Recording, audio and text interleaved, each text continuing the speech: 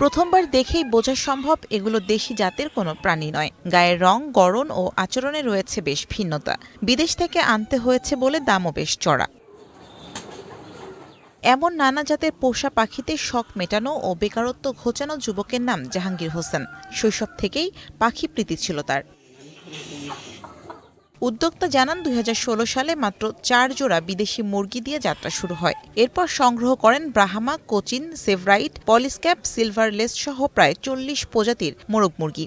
Bharat, Netherland, Belgium, Japan, China, Vietnam ও America সহ বিভিন্ন দেশ থেকে এগুলো সংগ্রহ করেন তিনি। বাংলাদেশের বর্তমানে খুব ভালো ডিমান্ড আছে, খুব ভালো মার্কেট আছে। আর এটা শুরু করতে চাইলে আমাদের সরকারিভাবে যে কোনো সহযোগিতা পাই, এগুলো আমরা বিদেশেও রপ্তানি করার মতো সম্ভব। ডিম থেকে বাচ্চা উৎপাদনও শুরু হয়েছে খামারে। প্রতি মাসে বিক্রি হয় অন্তত ৫ লাখ টাকা। জাহাঙ্গীরের এই সফলতা দেখে আগ্রহী হচ্ছেন অনেকে।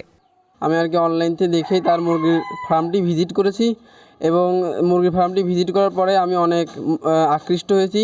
আমারও মনের কাছে খুব ভালো লাগছে যে ফার্ম করার জন্য।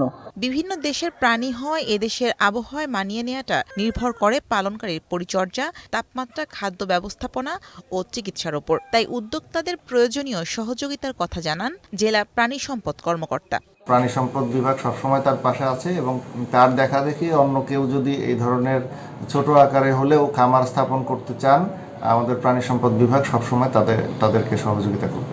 জাহাঙ্গীর হোসেনের খামারে বর্তমানে ৪০ প্রজাতির ৭০ জোড়া মোরগ মুরগি রয়েছে। জাত, আকার ও বয়স ভেদে রয়েছে দামের ভিন্নতাও। খামারি বর্তমানে প্রতিটি বিক্রি করছেন ২০,০০০ টাকা থেকে ৭০,০০০ টাকা পর্যন্ত। এখন রাজবাড়ি।